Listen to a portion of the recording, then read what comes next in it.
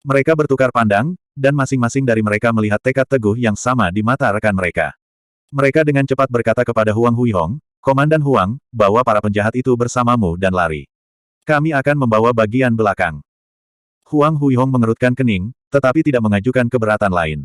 Dia menganggukkan kepalanya dengan ekspresi serius. Dia tidak bisa mengatakan apa-apa sekarang, dan hanya bisa memberi isyarat dengan matanya. "Saudara, berhati-hatilah. Setiap utusan bersulam telah menjalani pelatihan yang kejam. Mereka tidak lagi peduli dengan kehidupan pribadi mereka sendiri. Mereka menghargai pemenuhan misi kaisar di atas segalanya. Itulah sebabnya tidak ada anggota utusan bordir yang tersisa yang menunjukkan sedikit pun keraguan, begitu pula dengan Huang Huihong. Dia melompat ke dalam tindakan untuk melaksanakan rencana segera. Dia melemparkan semua tawanan ke dalam kereta tertutup. Mengambil kendali, dia pergi dengan kecepatan yang sembrono. Para elf gelap segera mencoba mengejar, tetapi mereka dihadang oleh 3 utusan bersulam yang tetap tinggal. Meskipun Dark Elf memiliki kekuatan bertarung yang lebih besar, setiap anggota utusan bordir adalah seorang ahli yang telah menjalani pelatihan ketat. Mereka telah memutuskan untuk menjadikan sepetak tanah ini sebagai tempat peristirahatan terakhir mereka. Tanpa rasa takut akan kematian untuk menahan mereka, sulit bagi para Dark Elf untuk segera menembus pertahanan mereka. Pemimpin Dark Elf itu menatap sesepuh ras naga dengan marah. "Kenapa kamu tidak menghentikan mereka?" Naga tua-tua itu berkata dengan acuh tak acuh, "Saya hanya bertugas menangani dekrit kekaisaran utusan bordir. Saya sudah menyelesaikan tugas ini, sisanya terserah Anda." Petik 2. Dengan itu, dia berbalik dan pergi. Meskipun kiprahnya lambat, hanya butuh beberapa langkah agar sosoknya menghilang ke kedalaman hutan. Pemimpin Dark Elf memiliki ekspresi mengerikan di wajahnya, tapi dia tidak berani memprovokasi tetua itu. Dia meredam amarahnya dan menyerang ketiga utusan bersulam itu. 3 utusan bersulam itu kalah jumlah. Fakta bahwa mereka bertahan sampai sekarang adalah keajaiban tersendiri. Tubuh mereka sudah berlumuran darah. Pemimpin Dark Elf mengeluarkan dengusan dingin. Dia berlari ke depan, meninggalkan bayangan di belakang sementara tubuh aslinya menjadi transparan. Garis miring terang melintas di sekelilingnya. Ketika dia muncul kembali, ketiga utusan bersulam itu dipenuhi luka mematikan, darah memancar keluar dari tubuh mereka. Mayat mereka jatuh dengan keras ke tanah. Setelah mereka, pemimpin Dark Elf tidak repot-repot menatap mayat-mayat itu untuk kedua kalinya. Dia memimpin bawahannya ke arah di mana Huang Huihong menghilang, memulai pengejaran tanpa henti. Sementara itu, di dalam kereta yang melaju kencang itu, Zuan tidak bisa menahan diri untuk tidak membuka pintu kereta untuk melontarkan komentar sinis. "Kalian benar-benar perlu melakukan sesuatu tentang betapa lambatnya upacara dekrit kekaisaran Anda. Mengapa Anda membutuhkan begitu banyak ritual mewah dan kata-kata berbunga-bunga? Bukankah kamu menderita akibat dari itu sekarang?" Huang Huihong menggertakkan giginya, tetapi tidak bisa menjawab. "Anda telah berhasil mengendalikan Huang Huihong untuk 444 poin kemarahan. Dia sudah sangat marah karena dia tidak bisa menggunakan serangan pamungkasnya melawan lawan yang seharusnya bisa dia kalahkan." Kata-kata Zuan hanya memicu kemarahannya lebih jauh. Sang Hong masuk. "Anda tidak bisa menyalahkan Komandan Huang untuk ini. Yang mulia mungkin adalah orang yang merancang upacara ini." Zuan menjawab, "Oh, itu masuk akal. Kaisar pasti sangat suka pamer. Saya akan memerintahkan bawahan saya untuk melakukan semua omong kosong itu juga, jika saya sangat peduli dengan penampilan yang baik. Saya kira dia tidak menganggap bahwa itu akan menjadi beban bagi anak buahnya." Petik 2. Huang Huihong merasa dirinya semakin marah pada detik. Sang Hong mengerutkan kening. "Tolong berbicara dengan hati-hati. Berbicara tentang yang mulia di belakang punggungnya tidak sopan, dan merupakan kejahatan besar. Tidak mungkin Kaisar bisa mendengarku." Zuan tampaknya tidak keberatan. Dia mungkin ahli nomor 1 dunia atau apapun, tapi dia masih jauh dari Maha Tahu dan Maha Kuasa. Kalau tidak, dia bisa saja ikut campur secara pribadi dan membunuh para Dark Elf itu. Anggota utusan bersulam itu tidak harus mati. Petik 2. Huang Huihong tidak senang dengan penyebutan kematian bawahannya, tapi sekali lagi, dia tidak bisa menjawab. Sang Qiang mendengus. "Kamu tidak tahu apa-apa tentang rasa hormat. Yang mulia jelas memiliki pertimbangan sendiri ketika dia membuat keputusan. Seseorang dengan levelmu bahkan tidak bisa mulai memahami kedalaman pikirannya." Zuan terkekeh. "Dari nada bicara Tuan Muda Sang, sepertinya Anda tahu persis apa yang dipikirkan Yang Mulia. Tolong beri kami pencerahan." Wajah Sang Qian memerah. "Saya sudah mengatakan bahwa pertimbangan Yang Mulia adalah miliknya sendiri. Bagaimana saya berani menebak pikiran sucinya?" Cek, wajah Zuan penuh dengan penghinaan. "Kamu berpura-pura seperti kamu tahu segalanya, namun kamu tidak bisa mengatakan satu hal yang berguna ketika itu penting. Orang-orang seperti itu benar-benar membuatku jijik. Kalian tanpa berpikir memuja orang kaya dan berkuasa, dan berpikir bahwa setiap kentut yang keluar dari pantat mereka adalah tindakan yang disengaja yang diambil setelah refleksi mendalam.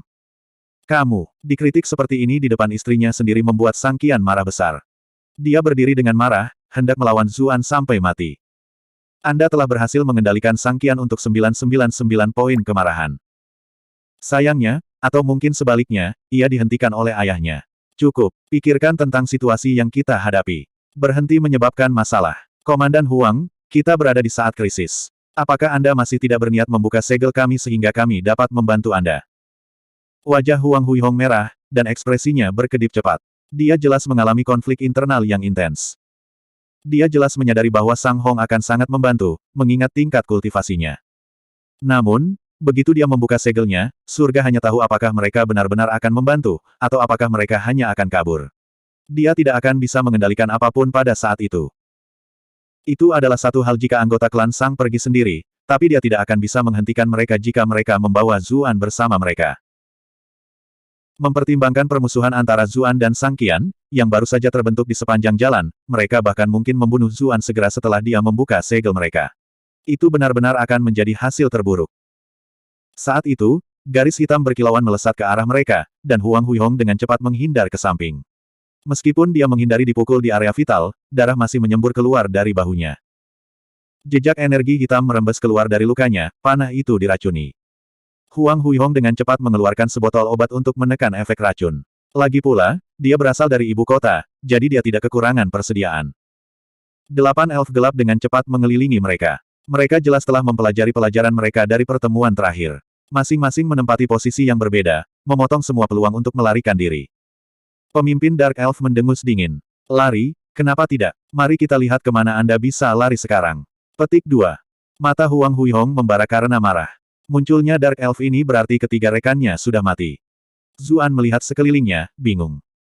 Kemana perginya tetua naga itu? Sang Hong menjawab, anggota ras naga biasanya tidak tertarik dengan urusan dunia. Saya yakin mereka tidak ingin terlibat terlalu dalam. Jadi mereka hanya munafik, pungkas Zuan. Jika itu masalahnya, tidak bisakah Huang Huihong menggunakan dekret kekaisaran sebanyak yang dia inginkan, karena dia tidak ada di sini. Sang Hong tersenyum pahit dan berkata, itu tidak mudah. Dia masih menderita oleh Soul Speak pembungkaman naga tua itu. Setidaknya 2 jam lagi sebelum efeknya hilang. Itu cukup waktu bagi kita untuk mati 800 kali lipat. Oh, kata Zuan. Dia memiliki ekspresi termenung di wajahnya. Jadi, skill Soul Speak bisa digunakan dengan cara ini. Bukankah itu berarti saya tidak perlu takut lagi dengan Soul Speak atau dekrit kekaisaran utusan bordir? Sang Hong memeriksa Zuan dengan rasa ingin tahu. Kenapa kamu tidak terlihat bingung sama sekali? Apa? Zuan bingung sejenak. Sang Hong melanjutkan, aku telah memperhatikanmu dengan amat selama ini, namun aku tidak melihat sedikitpun ketakutan dalam ekspresimu. Mengesampingkan Huang Huihong sejenak, bahkan saya, seorang lelaki tua yang telah menjalani sebagian besar hidup saya dan memiliki keyakinan mutlak pada tekad saya sendiri, merasa khawatir. Namun, saya tidak merasakan sedikitpun kegugupan dari Anda. Petik 2. Zheng Dan, Sang Qian, dan bahkan Huang Huihong mengamatinya dengan rasa ingin tahu ketika mereka mendengar ini. Zuan tertawa. Ini dikenal memiliki temperamen protagonis, oke. Bahkan gunung bisa runtuh, namun saya akan selalu tetap tidak terpengaruh. Maaf, tapi ini bukan sesuatu yang bisa kalian pelajari. Sang Hong dan yang lainnya menatapnya, mulutnya sedikit terbuka. Dark Elf jelas tidak ingin membuang waktu lagi. Pemimpin mereka memerintahkan dengan suara rendah, bunuh semua orang selain Zuan. Oh, jaga agar wanita itu tetap hidup juga. Petik 2. Zheng Dan cantik, terutama dalam gaun pengantinnya yang menakjubkan. Bahkan Dark Elf ini pun tergoda. Gadis cantik seperti itu pasti akan menyenangkan untuk diajak bermain. Begitu mereka merasa cukup, mereka bisa menjualnya dengan harga yang pantas.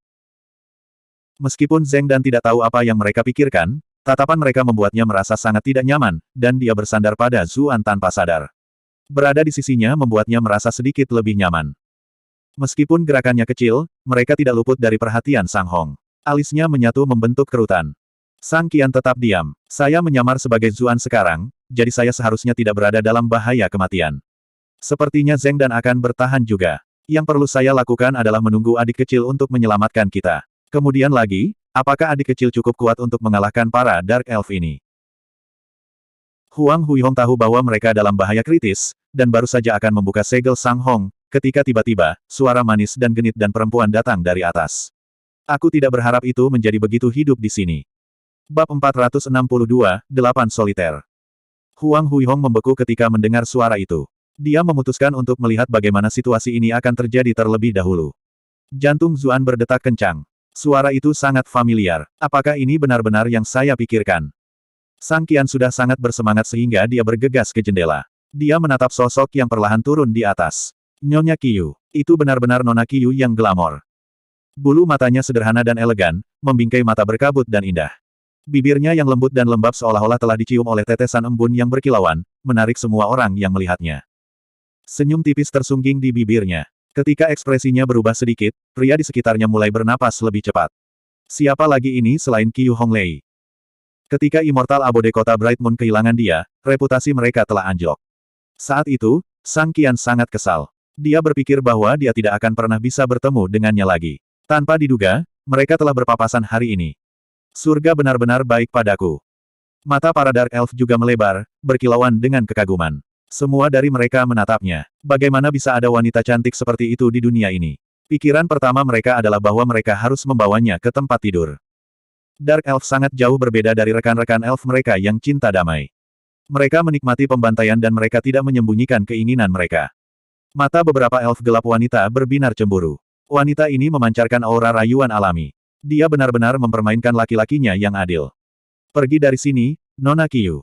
Itu berbahaya. Sang Qian tersentak dari linglungnya. Tempat ini sangat berbahaya. Gadis cantik seperti Qiyu Honglei yang muncul di sini sama seperti domba yang tersandung ke sarang harimau.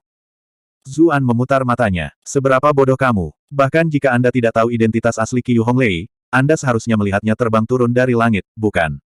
Bagaimana dia bisa menjadi orang biasa? Sang Hong juga mendengus, kerutan muncul di wajahnya. Tampilan putranya benar-benar terlalu mengecewakan.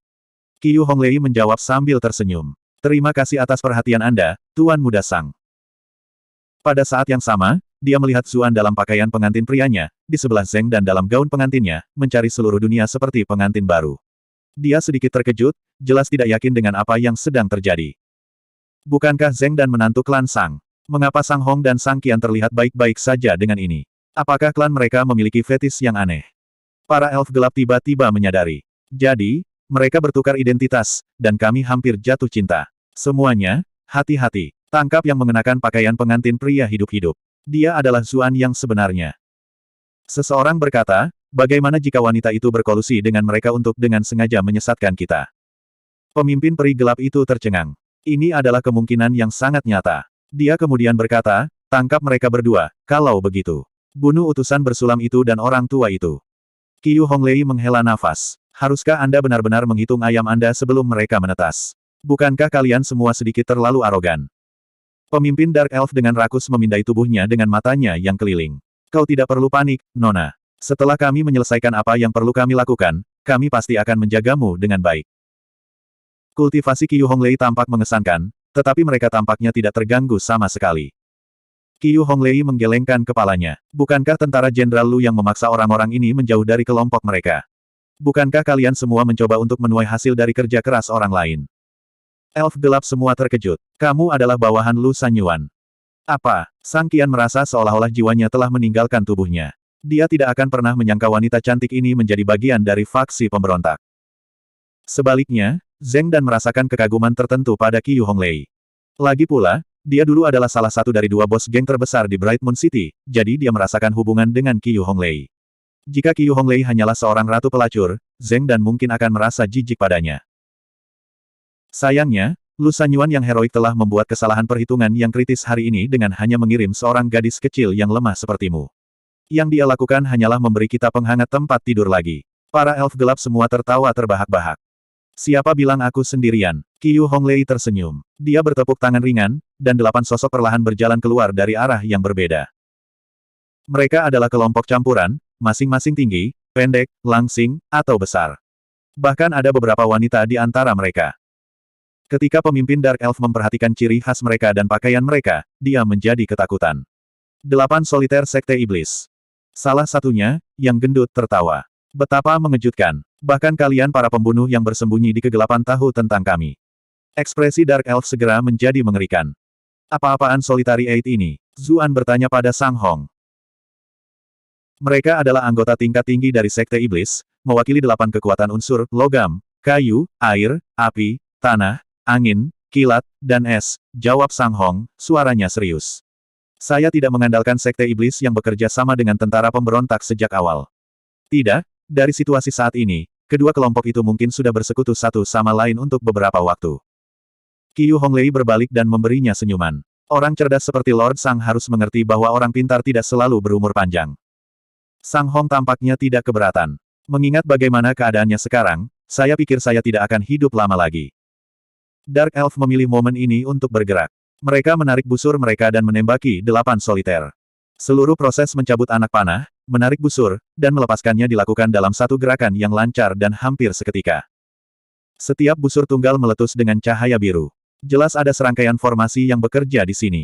Tidak heran mereka bisa menembakkan panah dengan kekuatan yang menghancurkan.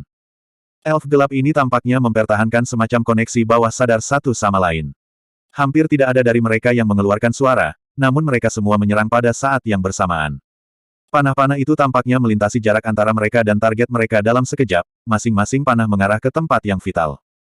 Zuan tercengang. Elf gelap ini benar-benar pembunuh kelas atas. Dia mungkin tidak bisa bereaksi tepat waktu jika dia yang ditembak. Para anggota Solitary Eight juga tidak menyangka serangannya akan begitu cepat dan disiplin.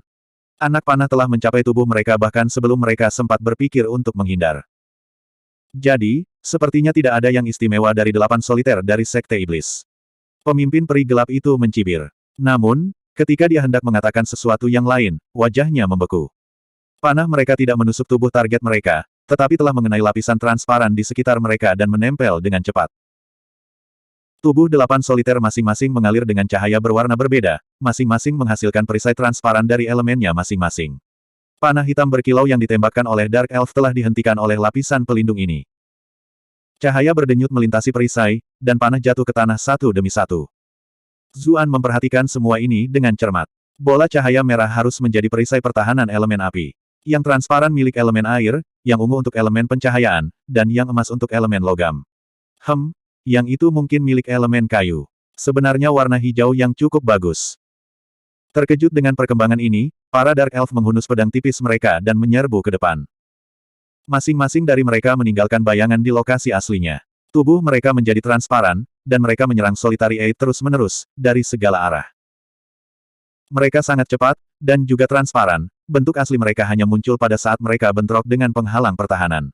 Serangan mereka datang dari segala arah, dan pertempuran itu benar-benar pemandangan yang mempesona untuk dilihat. Mereka tidak fokus pada satu target masing-masing, tetapi beralih target tergantung pada serangan mana yang tampaknya paling efektif. Mereka jelas adalah pembunuh kelas 1, dengan strategi dan taktik mereka sendiri. Bahkan dari jauh di dalam kereta, Zuan bisa merasakan niat membunuh yang ganas berputar-putar di sekitar medan perang. Beberapa daun berkibar di sekitar medan perang, hanya untuk langsung dipotong-potong oleh niat membunuh saja. Dia bertanya-tanya apa yang akan terjadi jika dia sendiri terperangkap dalam angin puyuh serangan yang telah dilepaskan para peri gelap ini. Tidak peduli seberapa keras dia memeras otaknya, sepertinya kematian tidak bisa dihindari. Dia hanya akan memiliki kesempatan untuk bertahan hidup jika dia melarikan diri sebelumnya untuk menghindari dikepung. Namun, 8 soliter dari Sekte Iblis tampak sangat tenang dan tenang. Mereka berdiri diam tanpa menghindar, menghadapi serangan secara langsung. Penghalang pertahanan di sekitar mereka berkedip tetapi tidak pecah, tidak peduli seberapa ganas elf gelap itu menyerang. Mata Zuan melebar. Bukankah mereka pada dasarnya tak terkalahkan dengan penghalang itu? Bab 463, Penghitungan dan Sinergi. Zuan menyaksikan pertempuran berlanjut. Tidak peduli seberapa menakjubkan dan rumit serangan Dark Elf itu, Solitary Eight tetap sama sekali tidak terpengaruh di bawah lapisan pelindung mereka, sama sekali tidak terpengaruh oleh serangan gencar. Para elf gelap itu melanjutkan serangan ganas mereka, namun pertahanan mereka tampaknya tidak mengalami kerusakan. Sebaliknya, 8 soliter bebas menggunakan elemen masing-masing untuk melakukan serangan balik sesuka hati.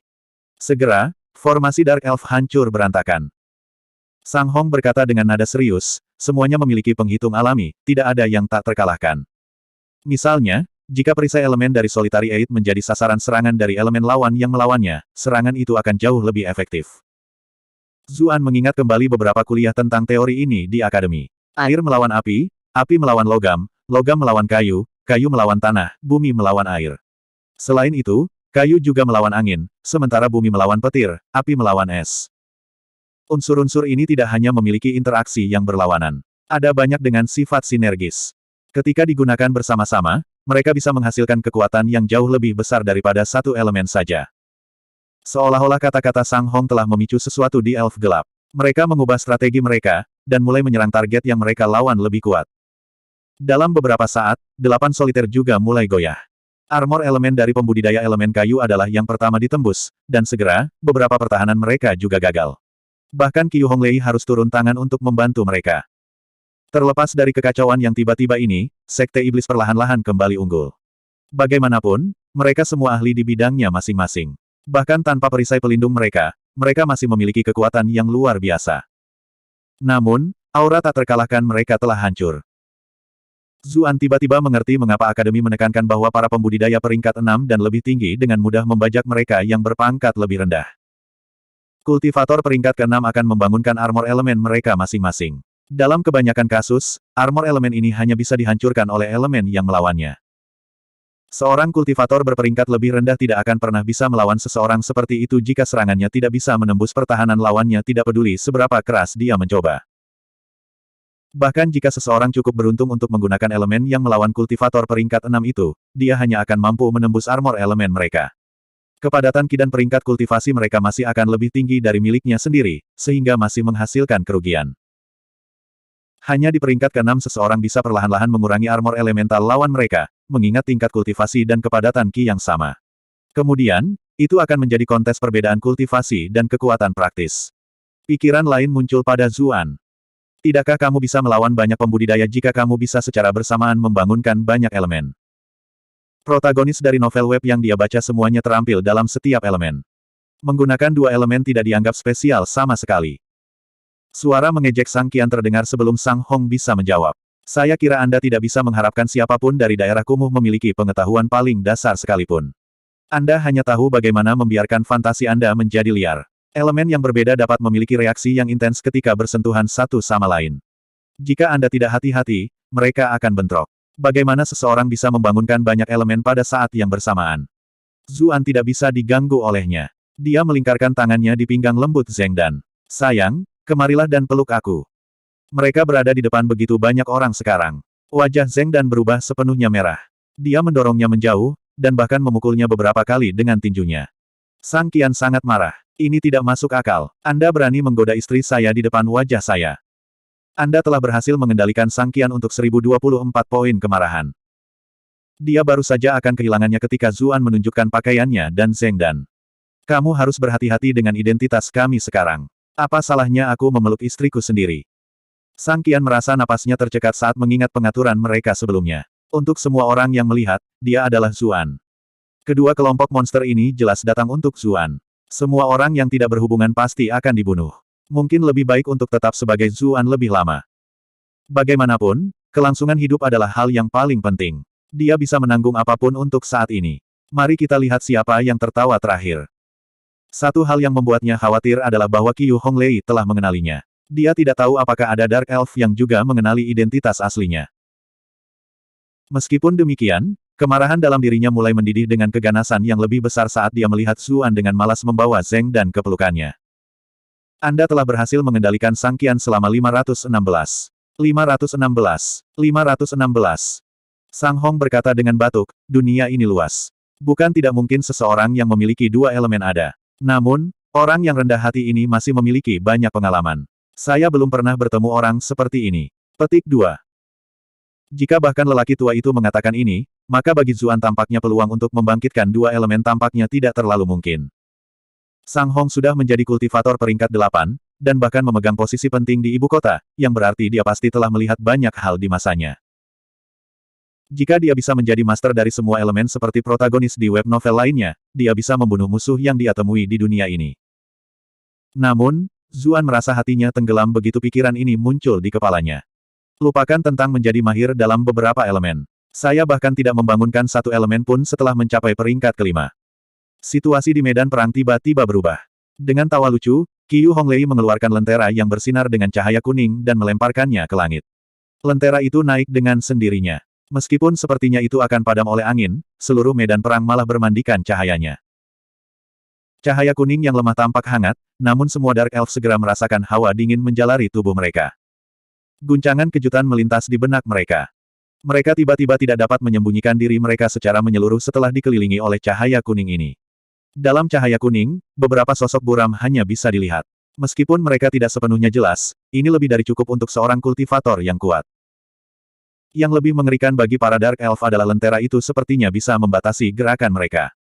Atribut terkuat mereka adalah kecepatan mereka, namun ketika terkena cahaya kuning ini, mereka merasa seolah-olah bergerak melalui rawa. Kecepatan gerakan mereka sangat berkurang.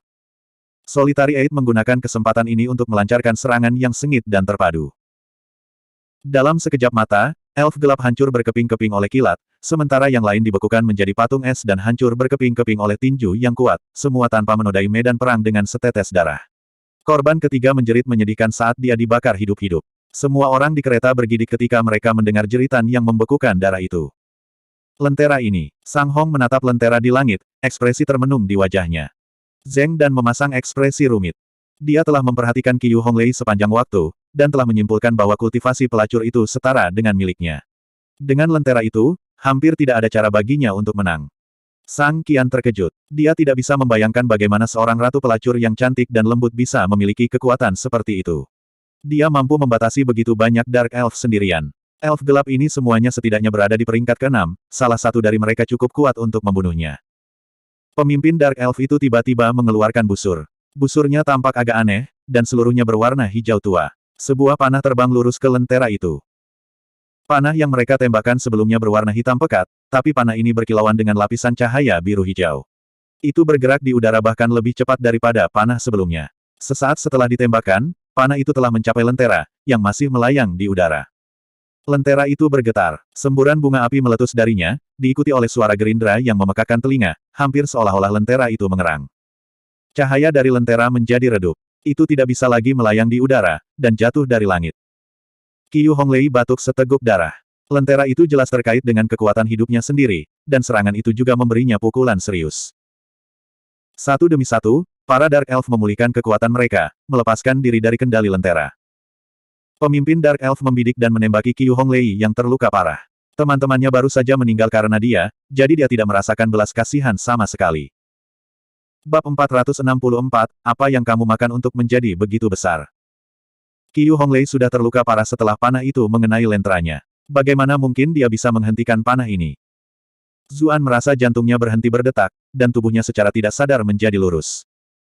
Pada saat itu, pembudidaya elemen tanah dari Solitary Eight muncul di depannya, meraih ke bawah ke tanah dengan tangannya dan membuat gerakan menggali. Sepotong besar bumi diangkat ke atas untuk membentuk dinding tanah yang besar. Namun, meskipun dinding tanah itu tebal, panah itu tetap terbang menembusnya. Dihadapkan dengan kekuatan panah ini, tanah mungkin juga terbuat dari papier mache. Kultivator elemen tanah telah memperkirakan bahwa ini akan terjadi, dan segera memanggil armor elemen tanah yang bersinar coklat kekuningan. Panah itu menabrak armor tembus pandang, dan mulai berputar dengan cepat, mengeluarkan suara gerindra yang melengking saat mulai mengenai armor. Dalam beberapa saat, armor itu hancur, pecah menjadi beberapa bagian. Namun, kekuatan panah dihabiskan juga. Kultivator elemen tanah berhasil menangkapnya di antara telapak tangannya. Meski begitu, anak panah itu masih memaksa tangannya ke belakang, hanya berhenti 1 inci dari dadanya. Sangat mudah untuk membayangkan betapa menakutkannya panah ini. Sang Hong menghela nafas. Sepertinya Qiu Honglei bukanlah anggota rendahan dari Sekte Iblis. Bahkan salah satu dari 8 soliter dengan rela melangkah masuk untuk memblokir panah itu untuknya. Petik 2. Zuan tersenyum dan berkata, saya pikir itu juga karena Nona Qiu sangat cantik sehingga para pria mau tidak mau ingin melindunginya. Lagi pula, bukan anggota perempuan dari 8 yang memblokirnya. Sang Hong memberinya tatapan aneh. Anak ini selalu memiliki cara yang aneh dalam melihat hal-hal yang berbeda dari orang lain. Tapi kurasa dia tidak sepenuhnya salah. Sang Qian mendengus dingin. Hanya orang sepertimu yang akan membuat komentar dasar seperti itu. Kepalamu dipenuhi dengan hal-hal tentang cowok dan cewek sepanjang hari. Zuan memutar matanya. Kamu berbicara seolah-olah kamu tidak sama. Siapa yang pertama bergegas keluar dan menyapa Qiu Honglei sebelumnya? Wajah Sang Qian memanas. Dia merasa sedikit bersalah. Dia mungkin akan menyelamatkan Qiu Honglei juga, jika dia punya kesempatan. 8 soliter di sini khawatir bahwa pemimpin peri gelap akan menembakkan panah lain, dan mereka semua bergegas menyerangnya. Namun, beberapa Dark Elf sudah bergerak untuk menghentikan mereka. Pemimpin Dark Elf itu menarik panah lain dan bersiap untuk menyerang lagi. Anggota Sekte Iblis menjadi gugup, dan berkerumun di sekitar Qiu Honglei. Dia dianggap sebagai Santo Sekte, dan dalam hal status, dia adalah yang kedua setelah Master Sekte. Mereka semua akan menemui akhir yang mengerikan jika sesuatu terjadi padanya. Tanpa diduga, pemimpin Dark Elf memilih untuk tidak membidik Qiu Honglei, tetapi mengganti target, menembakkan panah langsung ke kereta. Kultivasi semua orang di dalam kereta telah disegel, membuat mereka tidak berbeda dari orang biasa. Mengingat kekuatan yang ditunjukkan panah ini sebelumnya, sama sekali tidak ada peluang untuk bertahan hidup. Mereka telah diberi dua tugas, mereka akan menangkap Zuan hidup-hidup jika mereka bisa, tetapi jika tidak, mereka tidak akan membiarkannya jatuh ke tangan orang lain. Ketika mereka memegang keuntungan lebih awal, akan cukup mudah untuk mengekstrak Sutra Phoenix Nirvana dari Zuan. Sayangnya, sekarang beberapa rekan senegaranya telah meninggal, dan keuntungan telah menguntungkan Sekte Iblis, tampaknya tidak mungkin mereka dapat merebut Zuan dari mereka bahkan jika mereka terus bertarung. Karena mereka tidak dapat menangkapnya, mereka akan menghapusnya dari muka bumi.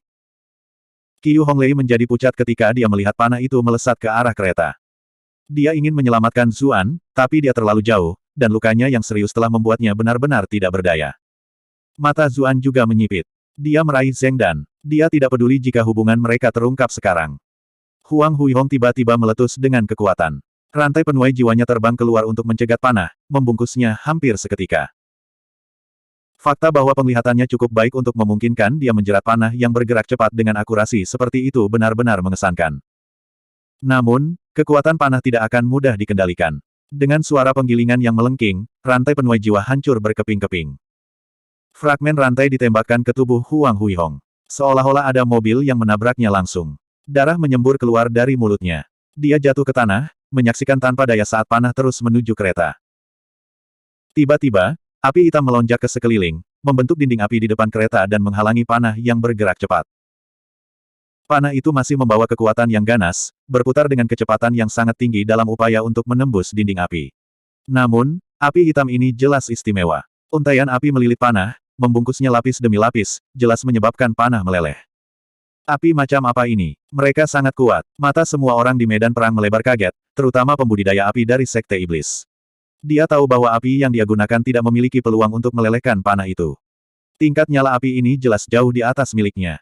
Sosok cantik mendarat di depan kereta. Pakaian ketatnya hanya berfungsi untuk lebih menekankan sosoknya yang mempesona.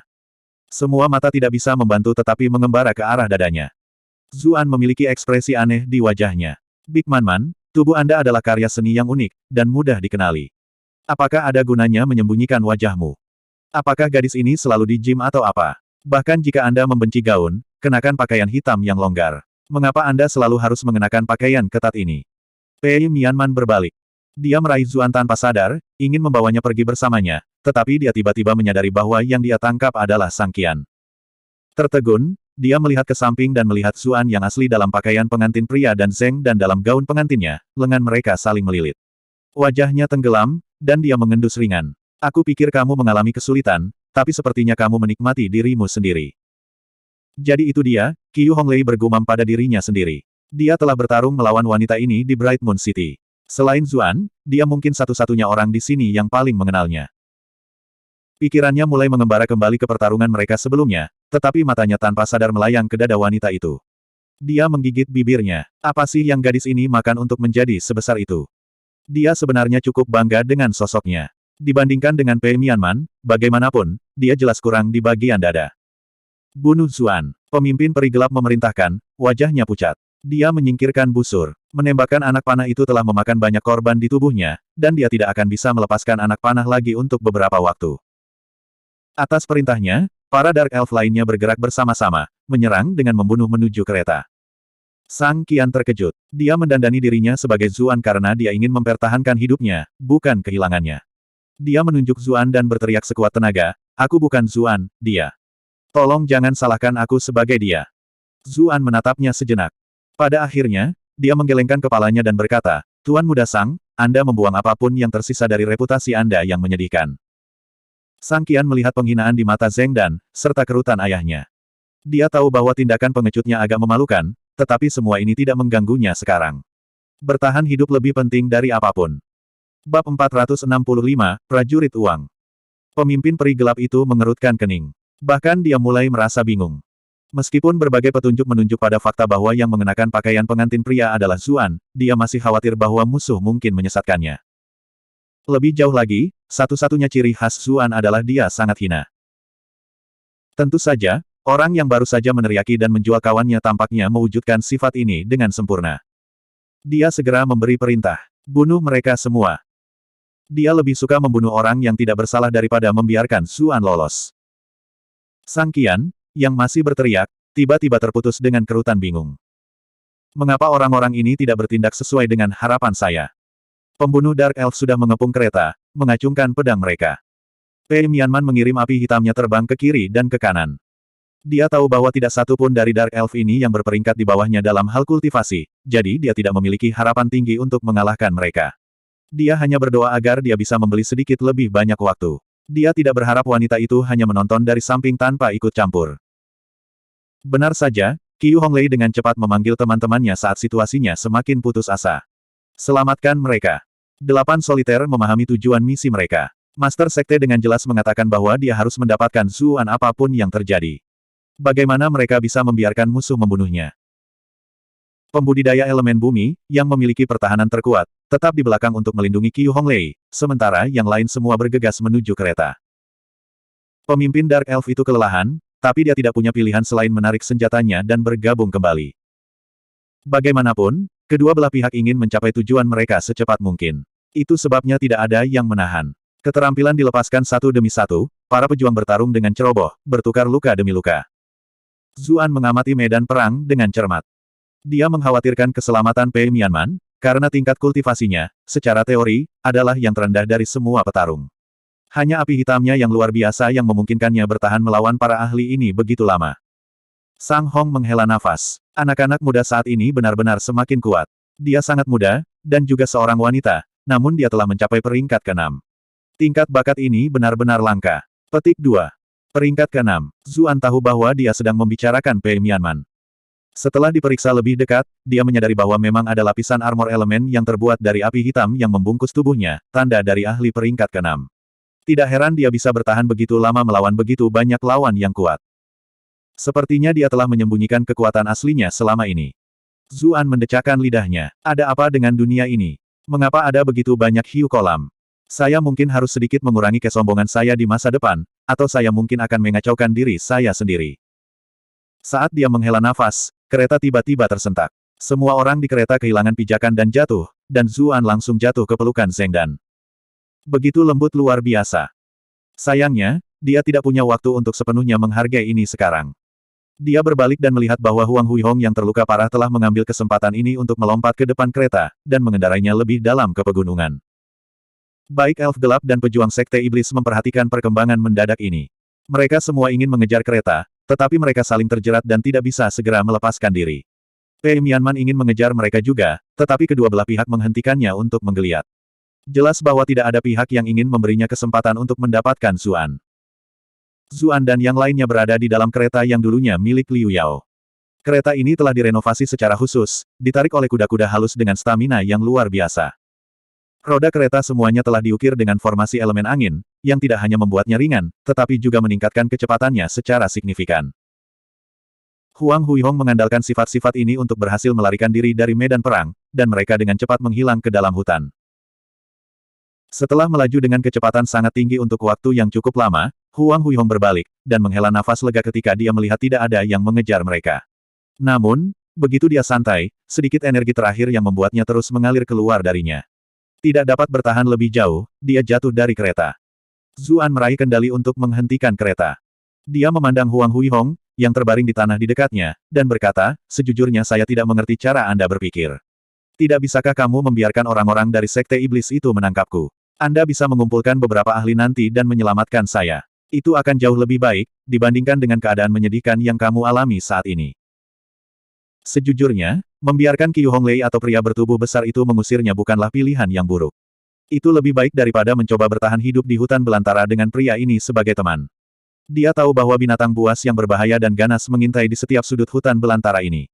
Sekelompok dari mereka memiliki kultivasi mereka yang disegel, dan satu-satunya pembudidaya mereka terluka parah. Akan terlalu tragis jika mereka berakhir sebagai makan malam untuk beberapa binatang buas. Huang Huihong menatapnya tanpa berbicara. Kau masih bisu. Zuan mengejeknya ketika dia melihat ekspresinya. Kalian para utusan bersulam yang selalu mondar-mandir seolah-olah kalian adalah barang keren, bertindak seolah-olah kalian mewakili putra surga sendiri dan semua omong kosong itu. Tapi lihat dirimu sekarang. Anda disegel dengan begitu mudah, dan seluruh kelompok Anda praktis telah dimusnahkan. Jika saya jadi Anda, saya akan merasa agak malu. Petik 2. Mata Huang Huihong semakin lebar. Anda telah berhasil mengendalikan Huang Huihong untuk 611 poin kemarahan. Suara Zuan semakin penasaran. Ngomong-ngomong, ada sesuatu yang menggangguku. Karena Kaisar sangat peduli dengan Sutra Phoenix Nirvana saya, mengapa dia tidak mengirim ahli sejati? Dari utusan bordir, hanya Anda sendiri yang berada di peringkat ke-6, sementara yang lain hanya sekitar peringkat ke-5. Ada juga formasi itu, tapi siapa yang akan melawan kalian dengan adil? Bukankah kalian semua begitu mudah dimusnahkan oleh penyergapan sederhana? Serius, Bung. Huang Huihong menyentakkan wajahnya ke samping. Kata-kata Zuan jelas-jelas sampai padanya, dan dia tidak akan memperhatikannya lebih jauh. Sebuah suara marah bergema dalam keheningan. Zubrat, sebelum kamu melanjutkan pertanyaanmu, bisakah kamu menjauh dari istriku? Anda telah berhasil mengendalikan Sang Qian untuk 666 poin kemarahan. Sang Qian memelototi Zuan. Ini tidak meninggalkan pelukan Zeng dan sepanjang waktu, dan kepalanya menempel di dadanya. Dia bahkan menggosok dirinya sendiri terhadapnya dari waktu ke waktu. Bagaimana dia bisa menanggung ini? Zuan mendengus. Siapa yang kamu panggil istrimu? Nona Zeng tidak pernah menyelesaikan langkah terakhir upacara pernikahan denganmu. Sebenarnya, dia bukan istrimu. Selanjutnya, akulah yang mengenakan pakaian pengantin pria. Saya pikir semua orang akan setuju bahwa kami terlihat lebih seperti pasangan. Kamu, semua omong kosong ini membuat Sang Qian diambang pingsan. Dia sejenak bingung bagaimana menjawabnya. Anda telah berhasil mengendalikan Sang Qian untuk 888 poin kemarahan. Kulit Zeng dan tidak setebal Zuan. Dia tidak bisa memaksa dirinya untuk terus begitu akrab dengannya sementara begitu banyak orang menonton. Dia mendorongnya menjauh, wajahnya merah. Zuan tidak ingin menahannya di tempat yang canggung, dan menggunakan kesempatan ini untuk duduk juga. Sang Hong terbatuk. Dia juga tidak ingin terus melihat putranya diganggu. Dia menjawab pertanyaan terakhir Zuan untuk mengubah topik. Berdasarkan kecurigaan saya sendiri, Kaisar kemungkinan besar agak terlalu ceroboh kali ini. Kami memiliki master dan ahli peringkat ke-9 yang menemani kami, serta pengawal kekaisaran dan utusan bordir yang dilengkapi dengan dekrit kekaisarannya. Secara teori, ini seharusnya lebih dari cukup untuk menangani sebagian besar situasi. Namun, dia tidak menyangka godaan Sutra Phoenix Nirvana Anda akan begitu besar. Petik 2. Ada satu hal yang dia tinggalkan. Berbagai kekuatan mungkin tidak bergerak demi mendapatkan Sutra Phoenix Nirvana, mereka mungkin hanya tidak ingin Kaisar mendapatkannya. Zuan memutar matanya. Kamu membuatnya terdengar seolah-olah mereka semua mengejarku. Bukankah ada beberapa pembunuh yang mengejar kalian juga? Dengar, aku berani bertaruh bahwa pria yang datang dari sana ini ada di sini untukmu. Sang Hong membeku, dan dengan cepat mengikuti tatapannya. Sesosok perlahan muncul dari kedalaman hutan. Dia adalah seorang pria berpakaian jorok dengan pedang tipis bertumpu di bahunya, kedua tangannya dengan santai bertumpu di kedua sisi pedang. Cara dia berjalan membuatnya tampak nakal dan tidak terkendali. Lari Ding prajurit tunai. Mengapa kamu di sini? Sang Hong menjadi serius saat melihat wajah orang ini. 1. Pejuang uang. Zuan tercengang. Mengapa nama ini terdengar familiar? Sang Hong berkata dengan serius, dia adalah pembunuh bayaran yang sangat terkenal dari dunia bawah tanah, yang akan menerima pukulan apapun demi uang. Dia bahkan akan membunuh teman dan keluarganya sendiri, selama Anda punya cukup uang. Semua orang memanggilnya Cash Warrior karena dia menagih lebih dari teman-temannya yang lain, dan dia dapat menaikkan bayarannya kapan saja.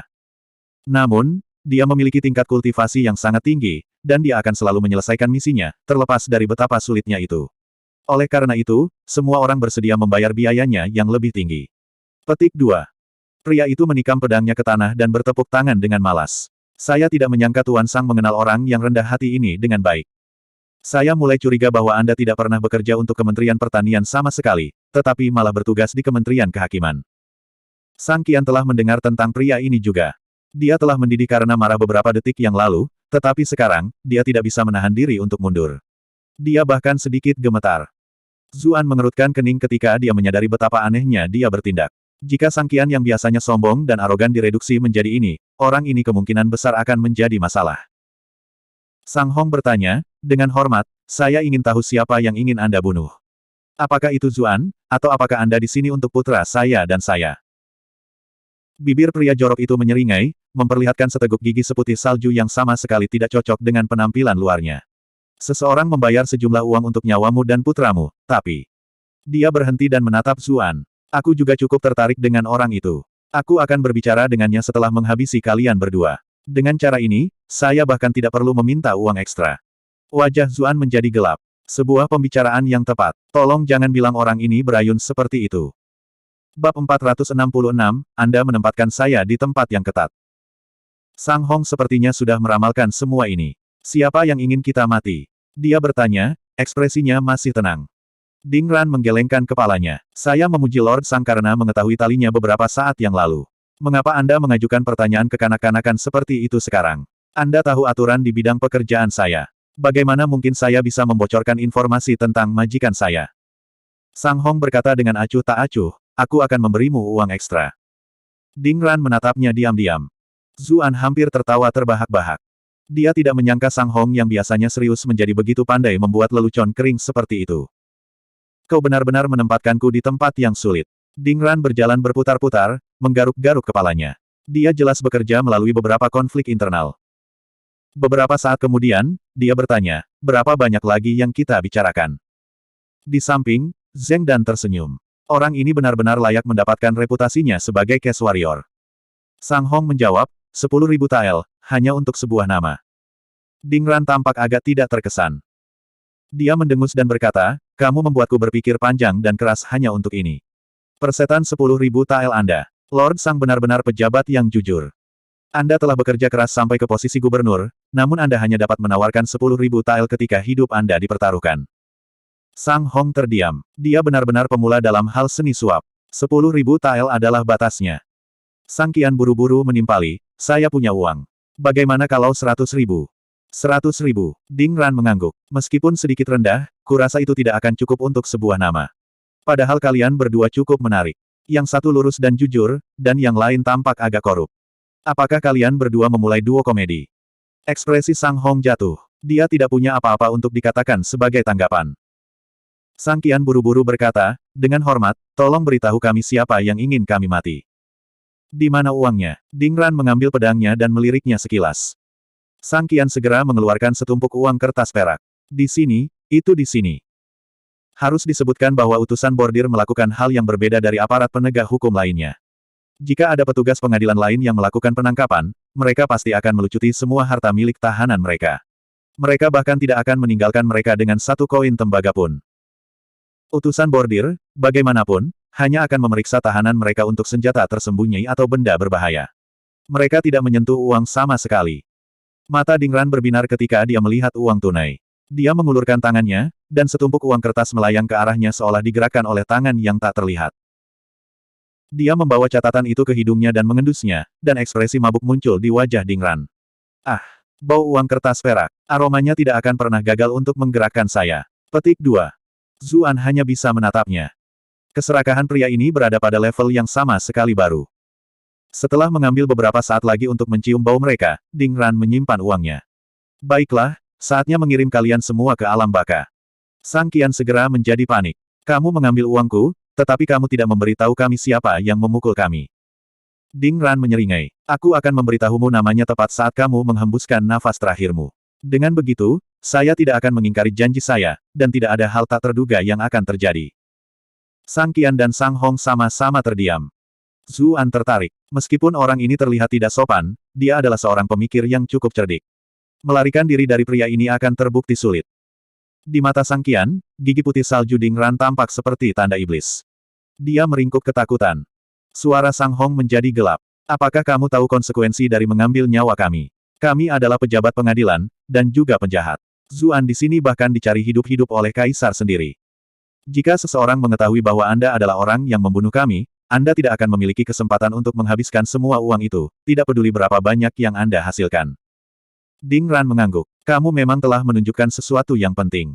Tentu saja, tidak ada yang akan tahu bahwa saya adalah pelakunya jika saya membunuh semua orang yang mengetahuinya. Tepat ketika kata-kata itu keluar dari mulutnya, bilah di tangannya bersinar dengan kilatan dingin. Huang Huihong mencengkeram lehernya, wajahnya tertutup tak percaya. Dia berbalik untuk melihat kereta, tangannya terulur seolah ingin meraih sesuatu. Namun, nyawanya bocor keluar darinya, dan tubuhnya jatuh dengan keras ke tanah. Pedangnya sangat cepat. Ini adalah reaksi pertama semua orang. Lagi pula, tidak ada dari mereka yang melihat pedangnya bergerak. Hanya ada kilatan cahaya ganas, dan pada saat mereka melihat, pedangnya sudah kembali ke sarungnya, seolah-olah tidak pernah pergi dari awal. Zuan terdiam saat melihat mayat Huang Huihong. Meskipun pria ini telah menangkapnya, Zuan masih menganggapnya sebagai seseorang yang patut dihormati. Dia bertanggung jawab dan rajin, dan dia tidak memiliki moral yang dipertanyakan. Hingga saat-saat terakhirnya, dia masih berdedikasi untuk menyelesaikan misinya. Siapa yang mengira bahwa orang seperti dia akan mati diam-diam di hutan belantara? Tangan Zeng dan diam-diam menemukannya. Tanpa ragu, pembunuh bayaran ini adalah pembunuh yang kejam dan tanpa ampun. Tidak ada kemungkinan dia akan membiarkan siapapun hidup-hidup. Bagaimanapun, dia masih seorang wanita muda. Meskipun dia telah mengalami banyak hal sebagai bos geng Paus, menatap wajah kematian masih merupakan pengalaman yang menakutkan. Satu-satunya penghiburan yang dia miliki adalah bahwa Zuan ada di sisinya. Jika ini benar-benar akhir, maka setidaknya perjalanan melintasi mata air kuning dunia bawah tidak akan sepi. Zuan tidak berniat menerima nasib ini. Dia melihat ke arah Ding Ran yang mendekat dan berkata, "Aku akan memberimu 2 kali lipat dari apapun yang telah dibayar orang lain untuk membeli kebebasan kami." Dibandingkan dengan kemiskinan jujur, Sang Hong, dia pasti dianggap sebagai kaya. Dia masih memiliki beberapa juta tael perak padanya. Ding Ran tertawa kecil. "Oh, saya tidak berharap anak seperti Anda memiliki begitu banyak uang untuk Anda." Petik 2. Zuan tersenyum. "Aku benar-benar tidak seagung Lord Sang di sana. Saya memiliki beberapa metode untuk menghasilkan uang. Selalu ada rumor yang beredar tentang kekayaan klan Chu. Sekarang, saya akhirnya percaya mereka. Anda hanya menghabiskan beberapa bulan di klan Chu, namun Anda telah mengumpulkan begitu banyak. Saya harus berjalan-jalan di sekitar klan Chu ketika saya memiliki kesempatan." Ding Ran tampak agak tergerak, tetapi dia dengan cepat mengubah topik pembicaraan. "Sejujurnya aku cukup tergoda, tapi aku tidak bisa menerima uangmu." "Mengapa?" Zuan berkata dengan terkejut. "Bukankah kamu disebut Cash Warrior? Saya sudah menggandakan tawaran mereka. Mengapa Anda tidak menerimanya? Bukankah Anda mengiklankan satu hal tetapi menjual sesuatu yang lain?" Ding Ran menjawab, "Saya harus berpikir jangka panjang. Meskipun mendapatkan 2 kali lipat jumlah perak dari Anda saat ini sepertinya merupakan hal yang bagus, jika saya mengambil pekerjaan tetapi tidak menyelesaikannya, siapa yang akan mempekerjakan saya di masa depan? Aku akan kalah besar. Itu sebabnya saya tidak bisa mengambil uang Anda." Petik 2. Zuan menghela nafas. "Mengejutkan menemukan pembunuh bayaran yang begitu berprinsip dalam masyarakat kita," katanya. "Terima kasih atas pujianmu. Karena saya menemukan Anda cukup menyenangkan, saya akan memberi Anda kematian yang cepat dan tidak menyakitkan nanti," jawab Ding Ran. Mata Zuan menyipit. "Anda mengisyaratkan bahwa Anda akan menginterogasi saya untuk Sutra Phoenix Nirvana sebelumnya. Dari apa yang kamu katakan, sepertinya ada orang lain yang ingin aku mati juga." Saya hanya dengan santai membuangnya ke sana. Saya menolak untuk percaya bahwa ada teknik di dunia ini yang dapat memberikan kehidupan abadi. Uang tunai lebih praktis.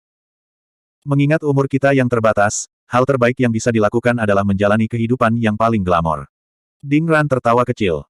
"Karena kita berdua sepertinya cocok, biarkan aku memberitahumu sesuatu. Seseorang memang ingin kau mati, dan orang itu juga tidak ingin aku mengungkapkan identitasnya. Saya tidak tahu mengapa mereka begitu khawatir." Petik 2. Ekspresi Sang Hong, Sang Qian, dan Zeng dan semuanya berkedip ketika mereka mendengar bahwa seseorang juga menyerang Zuan. Anehnya, Zuan sendiri tampaknya tidak terpengaruh sedikitpun. "Karena kamu pembunuh bayaran, bisakah aku mempercayakanmu pekerjaan?" "Mempercayakan saya dengan pekerjaan?" Ding Ran tercengang. "Target saya selalu memohon untuk hidup mereka atau menangis terseduh-seduh. Bertemu seseorang sepertimu yang ingin membantuku dalam bisnisku adalah pemandangan yang sangat langka. Memang, saya seorang pembunuh bayaran. Jika Anda mampu membayar tarif saya, maka tentu saja Anda dapat mempercayakan pekerjaan kepada saya." Petik 2. "Itu bagus untuk diketahui," kata Zuan. "Berapa harga yang kamu bayar untuk sebuah pukulan?" Ding Ran tertawa kecil. "Itu sulit untuk dikatakan. Target yang berbeda memiliki tingkat kultivasi dan status sosial yang berbeda, dan harganya jelas akan berbeda, menurut masing-masing individu. Tentu saja, saya tidak akan melakukannya dengan murah, tidak peduli seberapa jelek targetnya. Lagi pula, siapapun yang layak menjadi targetku bukanlah pekerjaan yang mudah. Kalau begitu, aku akan menyusahkanmu untuk membunuh orang yang memukulku," kata Zuan. Mata Ding Ran menyipit. "Jadi itulah yang ada dalam pikiranmu, nak. Aku takut aku. Aku akan memberimu ekstra," Zuan melanjutkan dengan tenang. "Aku akan membayarmu 2 kali lipat dari apapun yang dibayar orang itu untuk mengirimmu mengejarku." Ding Ran ragu-ragu. "Kamu benar-benar menempatkanku di tempat yang cukup di sini. 3 kali lipat. Zuan melanjutkan tanpa gentar. Mata Dingran berbinar. Baik, sepakat. Sang Qian benar-benar terpana. Omong kosong semacam ini baik-baik saja. Seperti yang diharapkan, otak bocah ini bekerja dengan cepat. Mungkin lebih baik jika saya tidak memusuhi dia di masa depan. Aku bahkan mungkin tidak bisa melewati hari ini. Apa gunanya memikirkan ini sekarang? Bab 467, Lagu Pedang yang Dipukul. Dingran tiba-tiba menatap Zuan dengan tatapan tajam. Bagaimana saya bisa yakin bahwa Anda memiliki uang sebanyak itu? Anda akan mati juga, jadi saya hanya ingin uang apapun yang dapat Anda batukkan sekarang. Jangan suruh aku berlarian mencari simpanan rahasiamu. Saya tidak ingin berakhir tersandung ke dalam perangkap apapun. Petik 2. Jelas bahwa dia pernah mengalami hal seperti itu di masa lalu, yang membuatnya jauh lebih berhati-hati. Saya punya uang, tetapi saya hanya akan memberikannya kepada Anda nanti. Dengan begitu, saya setidaknya bisa hidup sedikit lebih lama, kata Zuan sambil tertawa. Dingran menggelengkan kepalanya. Percayalah kepadaku. Terkadang, hidup terlalu lama belum tentu lebih baik daripada langsung meninggal. Saya lebih baik tetap hidup, jawab Zuan. Seperti yang Anda inginkan. Aku akan membunuh mereka terlebih dahulu dan meninggalkanmu untuk yang terakhir. Dingran berbalik ke arah Sang Hong dan yang lainnya. Maaf, Tuan Sang. Kemudian, dengan secercah cahaya, gelombang energi pedang membelah ayah dan anak itu. Sang Hong tiba-tiba beraksi. Dia mengambil rantai besi di tangannya dan bergerak maju untuk menghadapi serangan ini. Rantai itu menempel pada pedang pihak lain, menghasilkan rangkaian bunga api. Meskipun demikian, energi bilah masih tersebar ke segala arah, menghancurkan kereta menjadi berkeping-keping. Orang-orang di dalam berhamburan keluar.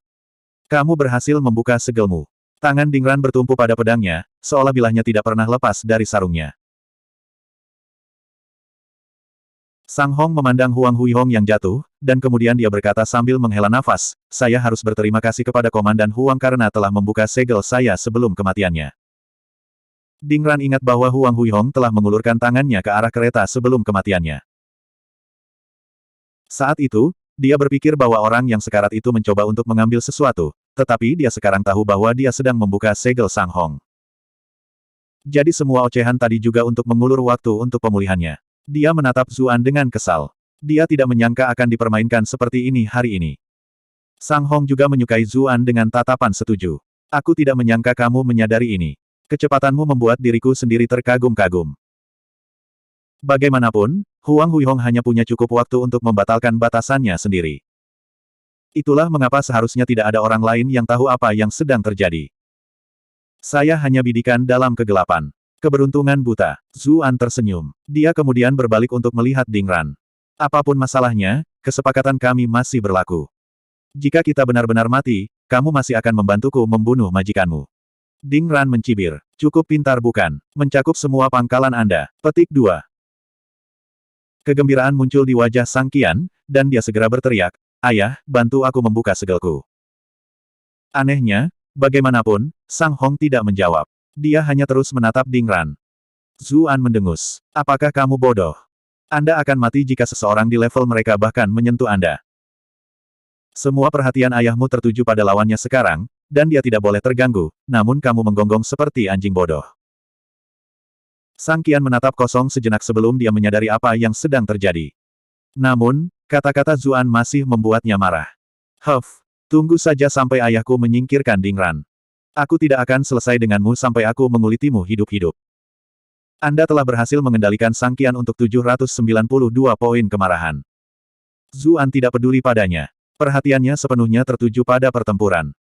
Di samping kemarahan awalnya, Dingran tetap tenang. Saya mendengar bahwa Lord Sang adalah seorang kultivator peringkat ke-8. Tolong, ajari aku satu atau dua hal. Suara Sang Hong menjadi serius. Kamu juga cukup terkenal di bidang pekerjaanmu. Saya pernah mendengar tentang pembudidaya peringkat 8 yang mati di tangan Anda. Kultivator peringkat ke-8 lainnya seharusnya tidak terlalu merepotkan untuk Anda tangani. Petik 2.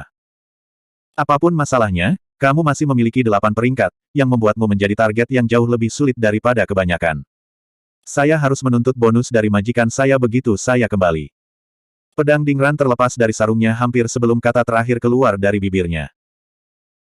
Dia bergerak begitu cepat sehingga tidak ada orang lain yang bisa melihat lintasan pedang itu. Mereka hampir tidak bisa merasakan jejak cahaya dingin yang berkedip-kedip. Sang Hong sudah sepenuhnya siap untuk pertarungan. Dia mengacungkan rantai yang patah di tangannya dan bergerak untuk menghadapi serangan itu. Rantai dan belenggu yang digunakan utusan bordir untuk menahan tahanan mereka semuanya terbuat dari baja hitam, yang membuat mereka menjadi pengganti yang layak untuk senjata yang tepat. Keduanya bentrok dan bertukar tempat.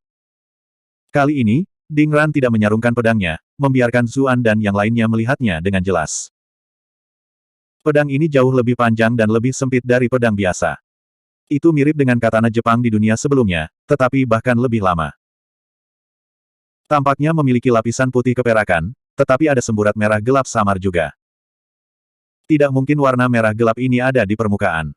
Sebagai pendekar pedang, Ding Ran tentunya menjaga senjatanya dengan baik. Warna merah tua pasti telah meresap ke dalam pedang itu sendiri, menjadi satu dengan pedang. Mengingat pekerjaannya, tidak perlu dikatakan lagi apa arti warna merah tua ini. Meskipun jarak mereka cukup jauh darinya, niat membunuh yang terpancar dari pedang itu membuat tubuh mereka merinding, dan bahkan kulit mereka sepertinya tertutup oleh perasaan tertusuk-tusuk. Ekspresi Zuan sungguh-sungguh. Orang ini telah mengubah niat membunuhnya menjadi zat yang nyata. Berapa banyak orang yang dia bunuh untuk melakukan ini? Sang Qian juga memasang ekspresi yang mengerikan. Dia sendiri bisa dianggap sebagai seorang kultivator yang kuat, dan dia telah melihat potongan 2 inci di dada ayahnya. Meskipun ayahnya tidak benar-benar terluka, ayahnya tampaknya berada di pihak yang kalah dalam pertukaran itu. Pedangmu benar-benar cepat, Yang Mulia. Sang Hong menatap Ding Ran, sedikit kejutan terkejut melintas di matanya. Dia tahu apa yang telah terjadi, bahkan tanpa melihat ke bawah ke dadanya sendiri.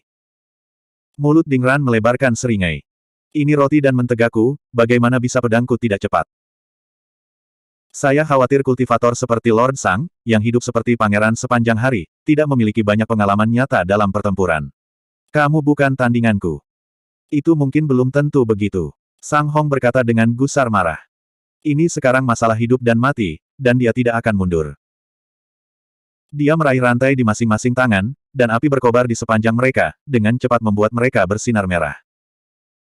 Pecut api, menari-nari di tangannya, menyerang lawannya. Rambut dan janggutnya terbang liar saat dia menyerang, memberinya aura kekuatan yang tak bisa dijelaskan. Sang Qian mengepalkan tinjunya erat-erat, diam-diam menyemangati ayahnya. Ini adalah pertama kalinya Zuan melihat Sang Hong habis-habisan. Ketika dia menjadi gubernur komando Lin Chuan, dia jarang harus bergerak secara pribadi. Yang harus dia lakukan hanyalah membuat beberapa pengaturan kecil, dan pasukan pion akan maju untuk melakukan kehendaknya. Baru sekarang, ketika hidup dan matinya tergantung pada keseimbangan, apakah semua orang ingat bahwa dia juga seorang ahli peringkat 8? Jadi, dia adalah pembudidaya elemen api.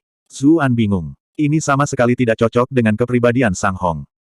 Pria itu selalu tenang dan tenang, hanya bergerak setelah dia yakin akan kemenangan. Dia tampak sangat berbeda dari kebanyakan pembudidaya elemen api lainnya, yang memiliki kepribadian eksplosif. Tapi kemudian, dia menyadari bahwa Sang Qian juga menggunakan elemen api. Masuk akal jika ayah dan anak akan membangkitkan elemen yang sama dan mengolah teknik yang serupa. Satu-satunya hal yang dia tidak tahu adalah mengapa mereka mengambil Zeng dan sebagai menantu perempuan. Dia memiliki elemen air, sementara mereka menguasai elemen api. Bukankah mereka secara alami tidak cocok? Cambuk merah berapi Sang Hong meronta-ronta di medan perang, meninggalkan jejak bercahaya di mana-mana. Mereka datang sangat dekat dengan Ding Ran beberapa kali, dan setiap kali, dia nyaris menghindari mereka. Akhirnya, ada satu serangan yang tidak bisa dia hindari. Dia mengangkat pedangnya untuk memblokir serangan yang masuk. Dengan ledakan keras, seluruh tubuhnya terlempar ke belakang. Sang Hong tidak melanjutkan serangannya, karena rentetan serangannya tidak berbuat banyak sama sekali. Melanjutkan serangan semacam itu hanya akan menguras energinya dengan sia-sia. Kau sudah selesai. Kurasa giliranku sekarang. Ding Ran tertawa. Dia mengangkat pedang itu di depannya, dan menjentikkan pedangnya dengan ringan dengan jarinya. Sebuah catatan yang jelas terdengar. Itu pasti pedang yang bagus. Tidak ada yang tahu mengapa dia menjentikkan pedangnya. Apakah dia mencoba memamerkannya? Hanya ekspresi Sang Hong yang berkedip. Dia dengan cepat menghindar ke samping, tetapi dia masih sedikit terlambat. Semburan darah meletus dari luka panjang berdarah yang telah diukir di lengannya. Jika dia tidak menghindar begitu cepat, seluruh lengannya mungkin telah dipotong. Energi pedang tak terlihat. Tak satu pun dari mereka yang idiot. Mereka segera menyadari apa ini. Nada suara Sang Hong gelap. Ada desas-desus yang beredar bahwa Cash Warrior muda biasa membuat musik dengan memukul pedangnya, tetapi semua orang berpikir bahwa ini hanya sesuatu yang Anda lakukan untuk menghibur diri sendiri. Aku tidak pernah menyangka ini akan menjadi salah satu teknik membunuhmu. Ding Ran tersenyum. Sulit untuk menemukan kerabat yang mengerti saya. Saya tidak pernah berharap Lord Sang mengenal saya dengan baik. Dalam hal ini, saya akan meminta Lord Sang untuk mengkritik dengan benar lagu saya ini, yang disebut Song of the Strugglet. Bab 468, Pedang Mematikan. Ding Ran memukul pedangnya lagi, mengirimkan nada tajam yang bergema di sekitar. Sang Hong segera mengudara. Saat dia melompat, sebuah alur sepanjang beberapa meter diukir dari tanah tempat dia berdiri. Ding Ran memukul pedangnya lagi. Sang Hong tidak bisa menghindar saat berada di udara, jadi dia mengambil pohon terdekat dan menariknya ke depan.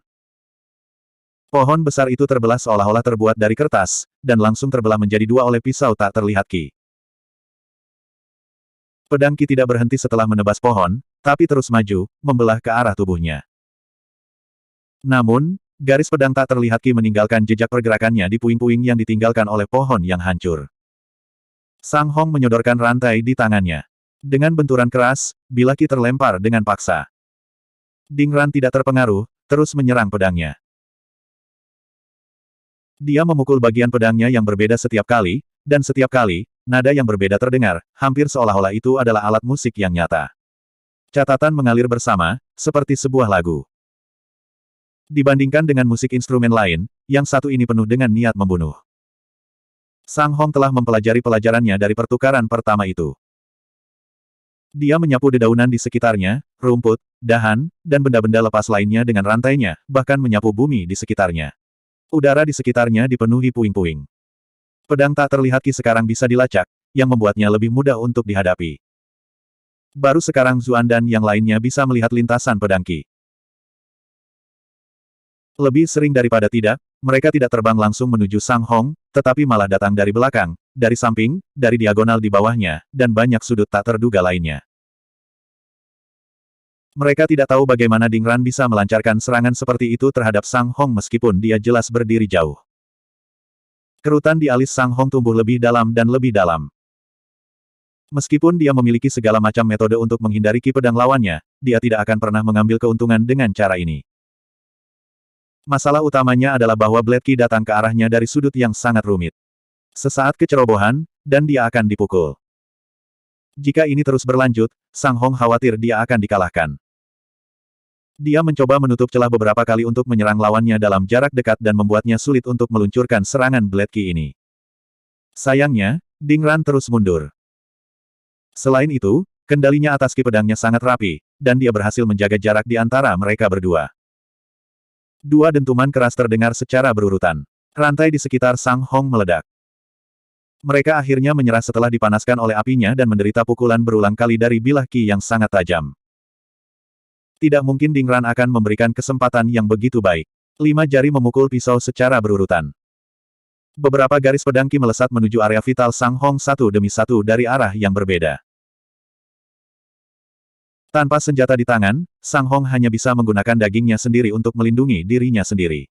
Situasinya tampak suram. Sang Hong meraung marah. Tiba-tiba, 4 roda menyelam muncul di sekelilingnya, berputar dan berputar di sekelilingnya. 5 garis pedang Qi yang akan menyerangnya semuanya terhalang oleh jaring pelindung yang dibentuk oleh roda api yang berputar. Roda api angin. Ayahku telah mengaktifkan skill terbaik klan kami. Sang Qian berteriak dengan penuh semangat. Roda api angin. Zuan memiliki ekspresi aneh di wajahnya. Ayahmu sepertinya tidak memiliki pesona Nesa. 1. Sang Hong sudah bergerak, menggunakan perlindungan yang ditawarkan oleh Windfire Wells-nya untuk menyerang langsung ke Ding Ran. Ding Ran mengirimkan beberapa ledakan pedang Qi dalam upaya untuk menghentikan Sang Hong, tetapi dia tidak bisa menembus pertahanan lawannya. Sang Hong menutup jarak dengan cepat. Dia mengulurkan tangan, dan roda Windfire di sekelilingnya bersatu membentuk roda yang lebih besar, yang jatuh ke Ding Ran. Ding Ran buru-buru mengangkat pedang panjangnya untuk memblokirnya, tubuhnya sangat gemetar. Pukulan ini jelas memberikan sejumlah besar kerusakan. Sang Hong tidak akan membuang keuntungannya, dan terus melancarkan serangan. Ding Ran mencoba membalas, tetapi semua usahanya dibelokkan oleh roda besar itu. Langit diselimuti api, dan tubuh Dingran hanya terlihat samar-samar dalam rentetan serangan yang ganas. Sang Qian memasang ekspresi kegembiraan. Hebat, ayah benar-benar luar biasa. Zuan tidak berbagi optimismenya. Sejak pertukaran pertama, jelas bahwa kultivasi Sang Hong lebih rendah dari Dingran. Sang Hong sudah mengeluarkan jurus pamungkasnya, bagaimana mungkin Dingran tidak memilikinya sendiri? Benar saja, raungan tiba-tiba menembus udara. Bahkan dari kejauhan, mereka bisa merasakan tekanan yang sangat kuat. Apa ini? Mata Sang Qian melebar, dan dia merasa dadanya sesak. Di medan perang, harimau ungu yang ganas tiba-tiba muncul. Harimau ini bukanlah makhluk nyata, melainkan hantu yang terbuat dari petir. Meskipun itu adalah hantu, percikan api menyembur ke segala arah dimanapun cakar harimau ungu ini berbenturan dengan roda api angin Sang Hong. Tampaknya ada di ruang antara material dan dunia imaterial. Zuan melihat lebih dekat, dan memperhatikan bahwa harimau ini melayang di belakang Dingran. Ini pasti sesuatu yang dia bayangkan. Apakah dia pengguna elemen petir? Tidak heran pedangnya begitu cepat. Zuan menghela nafas, lalu menyadari bahwa kesimpulannya salah. Dibandingkan sebelumnya, kecepatan Dingran tampaknya hampir 2 kali lipat. Dia tampaknya telah benar-benar menghilang dari medan perang. Hanya harimau ungu ganas yang tersisa, mengaum dan menerkam Sang Hong. Setiap kali menyerang, percikan api dan cahaya terbang, disertai dengan ledakan yang menggelegar. Kekuatannya jelas jauh lebih besar dari sebelumnya juga. Saat pertempuran berkecamuk, vegetasi di sekitar mereka diratakan dengan tanah, memperlihatkan bumi di bawahnya. Zuan dan yang lainnya dengan cepat mundur untuk menghindari terjebak dalam gelombang ledakan. Mereka tidak menggunakan kesempatan ini untuk melarikan diri, terutama karena budidaya mereka disegel. Mereka tidak akan pergi jauh bahkan jika mereka berlari. Jika Dingran menang, hanya beberapa menit sebelum dia menyusul mereka. Jika Sang Hong menang, bahkan tidak perlu melarikan diri. Pilihan terbaik adalah menunggu hasil pertempuran ini. Namun, saat ini, timbangan itu menguntungkan Dingran. Api merah bergegas ke langit beberapa saat yang lalu, tetapi begitu Dingran melepaskan kekuatannya, kilat ungu mendominasi medan perang. Ledakan besar bergema di seluruh area. Harimau ungu menerkam roda api besar Sang Hong, menghancurkannya dan memecahnya menjadi 4 bagian terpisah. Kemudian, harimau itu mengacungkan cakarnya, mengayunkan roda yang lebih kecil ke hutan yang jauh. Harimau ungu menerkam Sang Hong yang tak berdaya. Sang Hong menjerit mengerikan. Tubuhnya membentur tanah seperti karung pasir bocor. Dia mencoba untuk bangkit kembali, tetapi lututnya tertekuk, membuatnya jatuh kembali. Dia hampir tidak bisa menopang dirinya sendiri dari tanah dengan tangannya. Darah menyembur keluar dari mulutnya. Dadanya tampak runtuh, lekukan berbentuk samar-samar seperti cakar harimau ungu itu.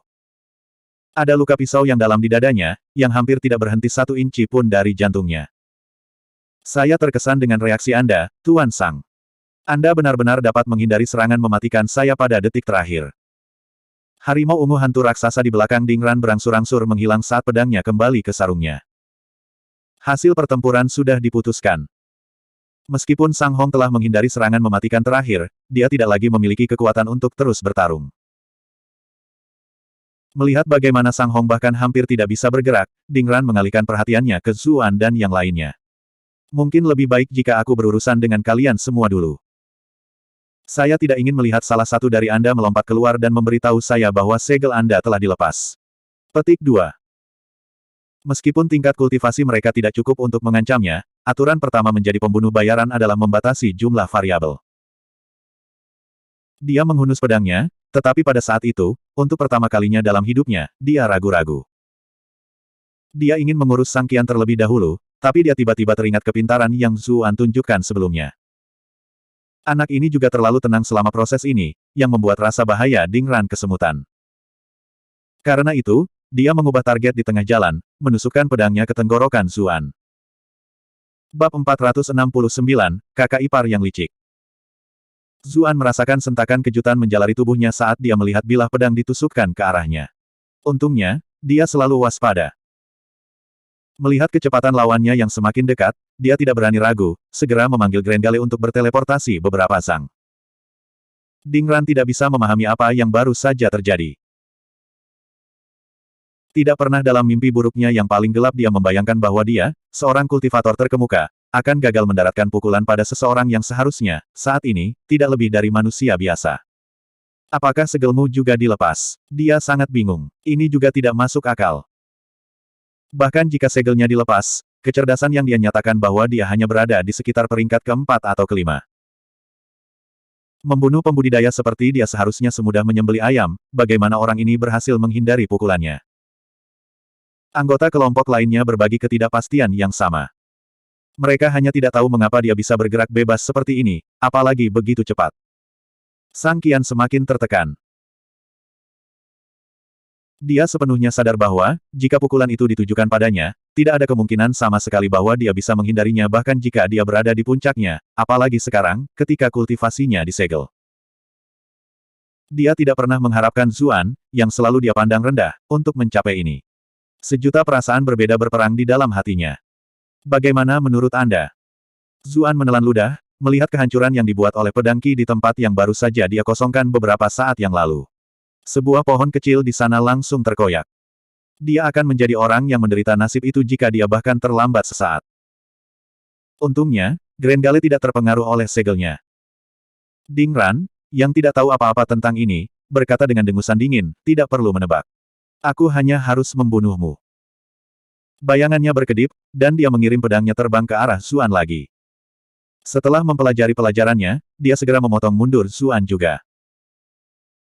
Dengan begitu, bahkan jika Zuan menghindar seperti yang dia lakukan sebelumnya, pedang Qi yang dia luncurkan sebelumnya akan cukup untuk membelahnya menjadi dua. Tanpa diduga, Zuan sepertinya telah membaca pikirannya. Kali ini, dia tidak menggunakan Grand Gale untuk melarikan diri ke belakang, melainkan mengedipkan selusin Zhang ke samping. Pedang Ding Ran menghantam udara kosong lagi. Dia berdiri tak bergerak, dan mulai mempertanyakan kehidupan itu sendiri. Zuan juga tidak merasa terlalu baik saat ini. Meskipun dia bisa menggunakan Grand Gale secara berurutan lebih banyak dari sebelumnya, masih ada batasnya. Dia tidak akan bisa bertahan jika pria ini terus menekan serangan. Ding Ran berbalik dan menatapnya. Dia berkomentar dengan suara rendah, sejujurnya, saya sangat terkesan. Setiap anak muda yang bisa menghindari dua serangan dariku pasti bisa dianggap jenius. Dengan waktu yang cukup, pencapaian Anda di masa depan bahkan mungkin melebihi saya. Sayangnya, surga tidak begitu baik. Petik 2. Dia tidak terburu-buru pada Zuan lagi. Sebaliknya, dia mengangkat pedangnya dan mengetuknya. Zuan baru saja menyaksikan Song of the Struck Blade ini menghancurkan Sang Hong. Tanpa ragu, dia melesat ke samping. Namun, Ding Ran tidak berhenti. Jarinya memukul pisau lagi dan lagi. Kali ini, Zuan tidak memanggil Grand Gale. Dia sudah menggunakannya 3 kali berturut-turut, dan dia ingin menyimpan apapun kegunaan berharga yang tersisa untuk saat-saat penting. Dia kembali menggunakan Sunflower Phantasm sebagai gantinya. Meskipun dia tidak bisa menggunakan Qi untuk membagi dirinya menjadi 3, teknik itu masih memberinya kemampuan mengelak yang hebat. Ding Ran semakin bingung. Zheng Dan, yang telah melihat ini sebelumnya, tidak terkejut, tetapi Sang Hong dan Sang Qian menatap dengan mata terbelalak. Orang ini benar-benar jenius. Sang Hong menghela nafas dengan takjub. Itu benar-benar disayangkan. Jika hubungan antara Zuan dan putranya tidak begitu buruk, dia akan berusaha sekuat tenaga untuk mengikat anak ini. Hati Sang Qian meneteskan rasa iri. Itu benar-benar mengerikan, melihat seseorang yang dulu dia anggap remeh melampaui dia dengan selisih yang begitu lebar. Ding Ran mengeluarkan suara gelisah. Jarinya memukul pedangnya dengan kecepatan yang terus meningkat. Blade Qi menebas dengan frekuensi yang lebih besar, terbang menuju Zuan dari sudut yang semakin sulit diprediksi. Terlepas dari semua ini, masih ada celah besar dalam kultivasi antara kedua pihak, dan kultivasi Zuan juga disegel. Oleh karena itu, meskipun Zuan sudah menguasai teknik gerakannya, tidak mungkin dia bisa menghindari setiap pukulan. Gerakannya hanya sepersekian detik terlalu lambat. Garis pedang tak terlihat Qi mengiris luka di pahanya. Cedera mendadak ini menyebabkan gerakan selanjutnya menjadi lamban sejenak. Sword Qi menarik luka yang dalam di dadanya, dan kabut berdarah keluar dari tubuhnya saat pukulan lain menebas punggung bawahnya.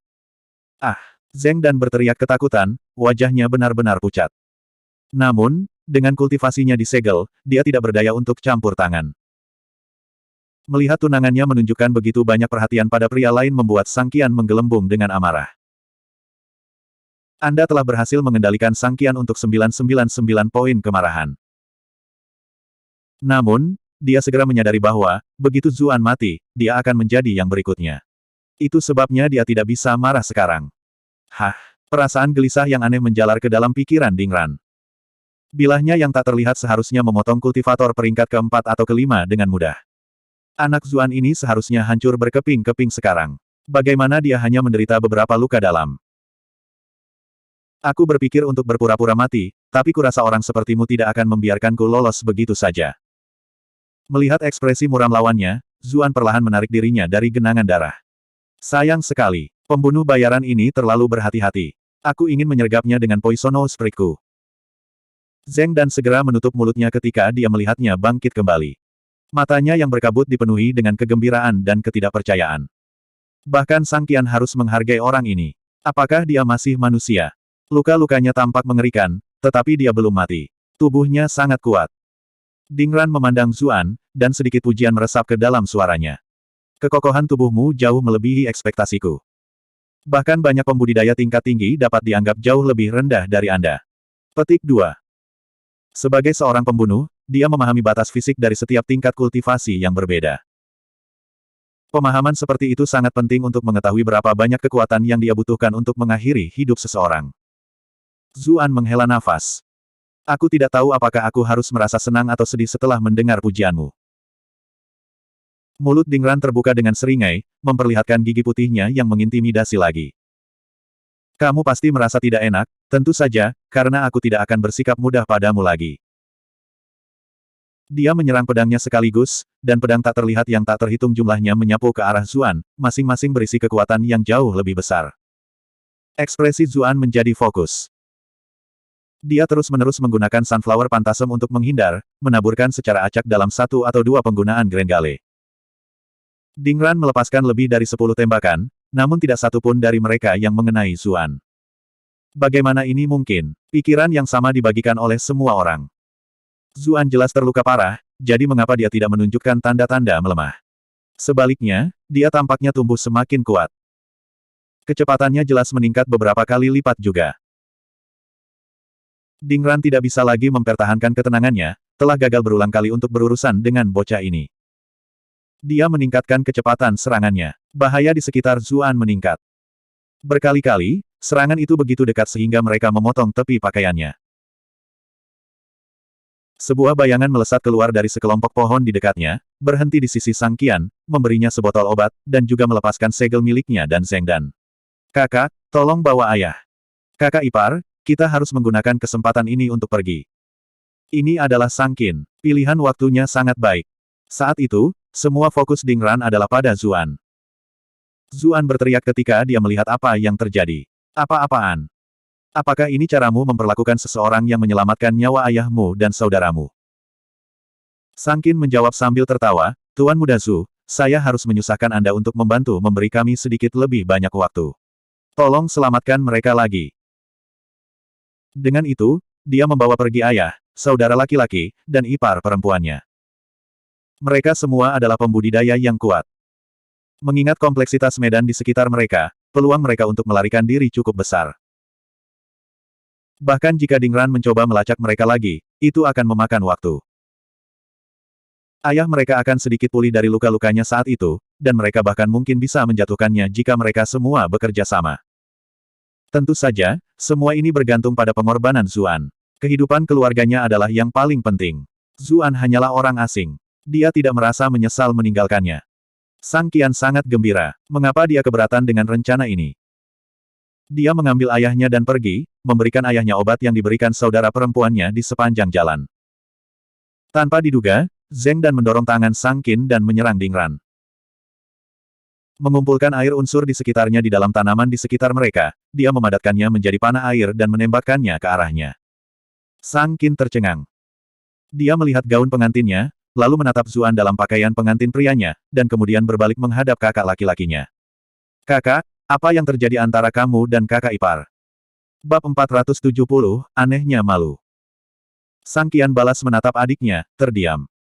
Dia benar-benar tercengang juga. Dia mengira Zuan adalah orang yang menggertak Zheng Dan selama ini, dan bahwa dia dipaksa untuk melakukan perintahnya. Apa yang terjadi di sini? Zuan ini pasti menggunakan trik jahat untuk memanipulasinya. Iya, Itu pasti. Anda telah berhasil mengendalikan Sang Qian untuk 734 poin kemarahan. Hanya Sang Hong yang menggelengkan kepalanya sambil menghela nafas. Dia sangat berpengalaman dengan cara-cara dunia, dan tahu persis apa yang sedang terjadi. Wajah Zheng Dan memerah. Dia tahu bahwa tindakannya telah benar-benar menutupi kedoknya, tetapi melepaskan citra disiplin yang telah dia rawat selama bertahun-tahun masih membuatnya sedikit malu, dan dia mencoba untuk membenarkan dirinya sendiri. Dia telah menyelamatkan hidupku sebelumnya, jadi aku tidak bisa hanya melihatnya mati. Dia tahu bahwa alasan ini agak tidak masuk akal, tetapi dia tetap menguatkan dirinya dan tetap berlari dengan itu. Paling tidak, itu akan menjadi semacam penjelasan untuk memuaskan keluarga tunangannya. Pada saat dia membuat pernyataannya, panah airnya telah mencapai Dingran.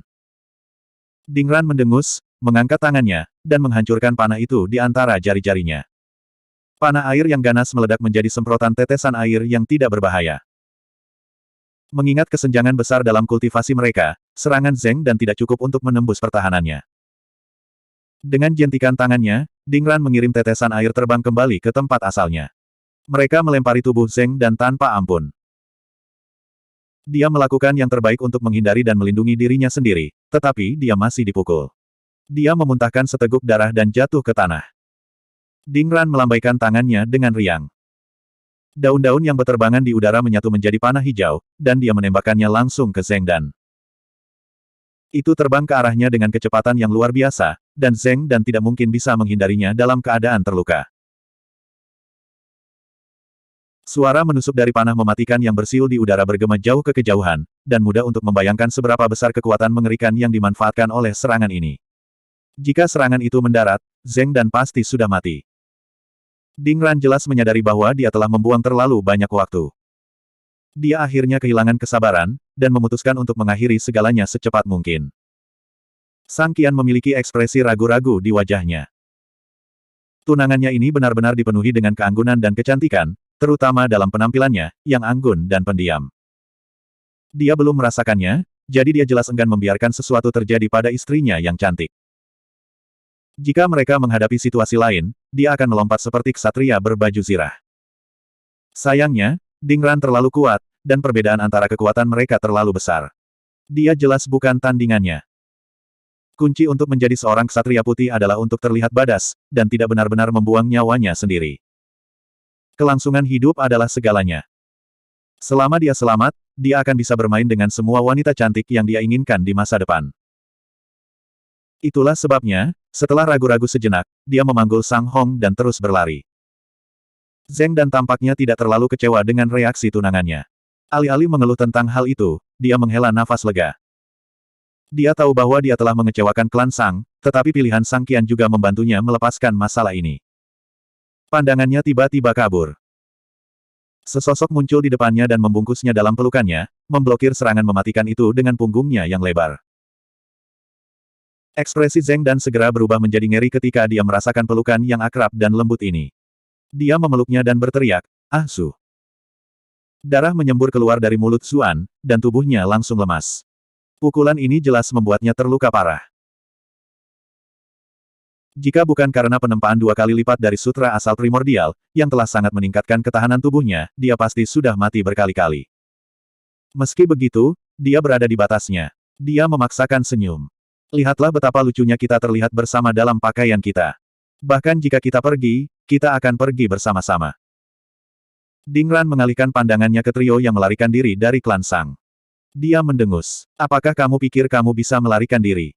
Teruslah bermimpi. Baik Zuan dan Zheng Dan sudah pasti akan jatuh, jadi dia memutuskan untuk menyelesaikan masalah dengan orang lain ini terlebih dahulu, untuk mencegah mereka lolos. Dia tidak ingin menghabiskan beberapa hari berikutnya untuk mencari mereka. Dia menggunakan elemen petir, jadi kecepatan adalah keahliannya. Dengan sekejap, dia muncul di depan Sang Qian. Sang Qian ngeri. Dia mengangkat pedang yang diberikan adiknya dan menurunkannya. Untuk semua kesalahannya, dia masih seorang kultivator yang dihormati di Bright Moon City. Tidak mungkin dia akan menerima takdir ini begitu saja. Pedangnya meletus dalam nyala api keemasan. Sekarang dia berhadapan dengan kematian, tidak ada yang bisa ditahan, dan serangan ini mengemas 120% dari kekuatan biasanya. Dingran mencibir. Kamu berani memamerkan keahlianmu dengan pedang di depanku. Dengan kilatan cahaya dingin, pedang Sang Qian diretas menjadi dua bagian dari samping, dan api yang mengamuk langsung padam. Pedang Dingran tidak berhenti di situ, tapi terus bergerak ke arah lehernya dengan satu gerakan lancar. Serangan bertenaga penuh Sang Qian telah benar-benar hancur, dan recoilnya membuat ki-nya menjadi kacau balau. Tidak ada cara baginya untuk bereaksi tepat waktu. Dingran telah melakukan ini berkali-kali. Ini hanyalah nomor lain untuk ditambahkan ke jumlah tubuhnya. Ekspresinya tanpa semua emosi, dan gelombang niat membunuh yang terfokus membuat Sang Qian sulit bernapas. Rasa dingin menjalari seluruh tubuhnya. Hanya satu pikiran yang tersisa di benaknya. Aku sudah selesai. Pada saat kritis ini, Sang Hong yang setengah tidak sadar, yang masih menempel di punggungnya, tiba-tiba membuka matanya dan melayangkan tinju ke arah penyerang putranya. Kecepatan dan kekuatan di balik serangan ini sama dengan yang terbaik yang bisa dia lempar ketika dia berada di puncaknya. Dia jelas telah berakting sepanjang waktu, hanya menunggu kesempatan ini. Dingran menyeringai. Dapat diprediksi. Dia telah melihat Sang Qian memberikan pil pemulihan kepada ayahnya sebelumnya. Sebagai pembunuh kelas 1 yang terkenal di dunia bawah tanah, dia tidak hanya mengandalkan kultivasinya yang menakutkan, tetapi juga kehati-hatiannya yang luar biasa. Kehati-hatian sangat penting di bidangnya.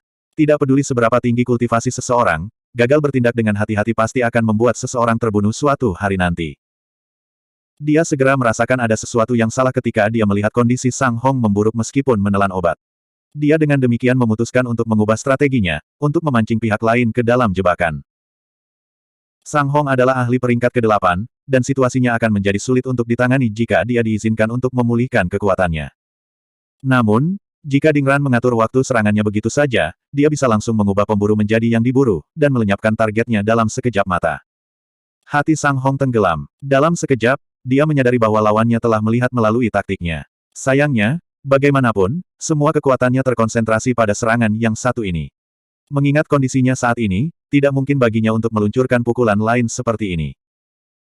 Dia tidak punya pilihan selain berkomitmen sepenuhnya, meskipun dia tahu bahwa dia sudah jatuh ke jebakan lawannya.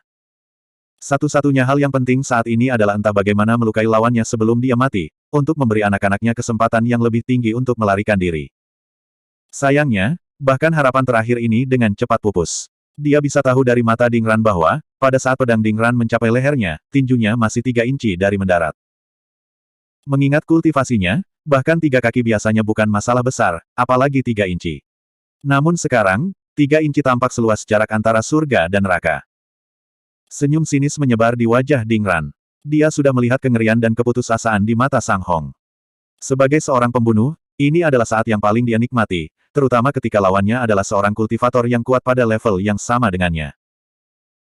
Perasaan ekstasi yang membanjirinya pada saat seperti itu bahkan lebih baik daripada kesenangan bermain-main dengan gadis-gadis terbaik di rumah bordil manapun. Tepat saat pukulannya akan mendarat, suara tercela tiba-tiba datang dari sampingnya. Apa yang kamu lihat? Dingran segera merasakan dorongan yang tak tertahankan muncul di dalam dirinya. Dia secara naluriah berbalik untuk memelototi orang itu. Aku menatapmu, brengsek. Pada saat inilah, dia tahu dia telah mengacau. Dalam pertempuran antara pembudidaya yang kuat, garis antara kemenangan dan kekalahan sangat tipis. Momen gangguan ini menyebabkan pedangnya melambat hanya sebagian kecil. Namun, tinju Sang Hong tidak melambat sama sekali, dan menghantam tepat ke dada lawannya. Tubuh Dingran terlempar ke belakang. Puff! Darah menyembur keluar dari mulutnya. Ini adalah pertama kalinya dia terluka hari ini, dan itu jelas merupakan pukulan brutal. Serangan bertenaga penuh dari seorang kultivator peringkat 8 adalah fenomena yang menakutkan. Jika Dingran tidak begitu kuat, pukulan ini akan mengirimnya langsung ke neraka. Sang Hong sendiri tidak jauh lebih baik. Meskipun gangguan sesaat pada lawannya mencegah pedang itu mengiris tepat melalui tenggorokannya, itu masih membuka luka yang lebar dan dalam di bahunya. Jika itu menembus sedikit lebih dalam, dia mungkin akan lumpuh seumur hidup. Keduanya menatap Zuan pada saat yang bersamaan. Zuan memiliki senyum malu di wajahnya. Dia mendekat ke Zheng Dan berkata, jangan menatapku seperti itu. Anehnya aku merasa malu.